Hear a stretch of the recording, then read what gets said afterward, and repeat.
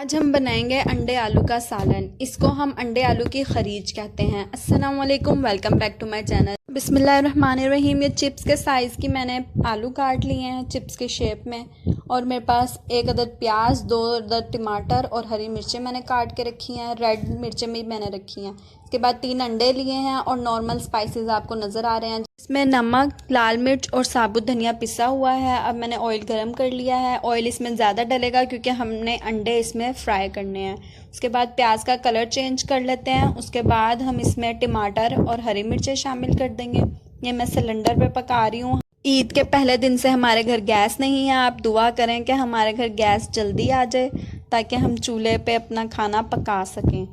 तमाम चीज़ें डाल के अब मैं इसको भून लूँगी। इसको हम अच्छा सा फ्राई कर लेंगे। इसके बाद मैं मसाले शामिल कर दूँगी जो मैंने आपको बताए थे, लेकिन इसमें मैंने गरम मसाला पिसा हुआ शामिल नहीं किया। गरम मसाला हम ऊपर से डालेंगे। जब हमारा मसाला अच्छे से भुन जाएगा उसके बाद मैंने इसमें आलू के चिप्स डालने हैं और इसको हम थोड़ा सा फ्राई कर लेते हैं। इसको अच्छे से हम मसाले में मिक्स कर लेंगे। अब मैं इसमें बिल्कुल आधा कप जितना पानी शामिल करूँगी। बिल्कुल हमने इसको सॉफ्ट नहीं होने देना। आलू को 2 मिनट इसी तरह पकाने के बाद अब मैं इसमें अंडे शामिल करूँगी। अंडों को हमने अच्छे से फेंट लेना है। फेंटने के बाद इसमें हमने अंडे डालने हैं और आपने इसमें फ़ौरन से चम्मच चलाने लगना है। चम्मच चलाने से अंडे एक जगह पर नहीं पकेंगे क्योंकि हमने इसके छोटे छोटे क्रम्स बनाने हैं।